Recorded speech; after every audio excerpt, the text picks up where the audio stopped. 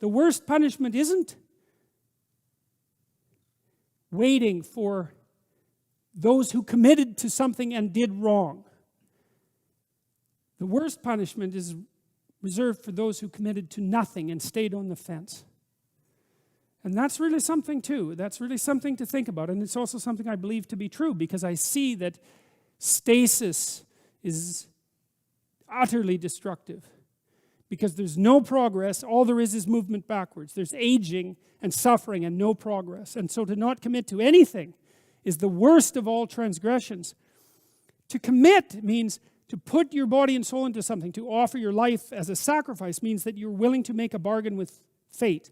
And the bargain is, I'm going to act as if I give it my all, then the best possible thing will happen because of that. And to not see the analogy between that and the act of faith in God is to misunderstand the story completely. And it has to be an act of faith, because how are you going to know? You can look at other people, but that isn't going to do it. Kierkegaard was very clear about this sort of thing. There's certain sorts of truths that you can only learn for yourself through experience. And that's, of course, why Abram also has to go out alone, right? He has to leave his kin. It's an individual, it's the individuation process. Like dying, it's something that you do alone.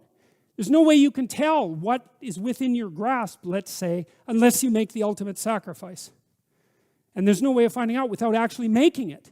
And so that's the sacrificial act, right? That's re-emphasized in the act of Abram being called upon to sacrifice Isaac. Think about that. It's Abram. He's been like breaking himself into pieces, trying to progress forward through starvation and tyranny and war and deceit and the potential loss of his wife and childlessness and like everything that can really befall you in some sense. And finally, God grants him Isaac when he's old. It's impossible. He gets Isaac, his son. And then what does God do next? Is say, well, you know that son that you've been waiting for so long? It's like, I'd like to see just exactly what you're made of, so I think you should offer him up as a sacrifice.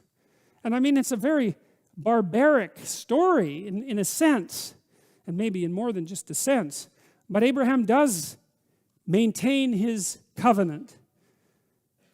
He's willing to make the sacrifice. He's willing to make, this is the thing, he's willing to make whatever sacrifice is necessary to keep his covenant with God intact. And that's that. And that's the decision. Well, maybe it's no surprise that people don't do that.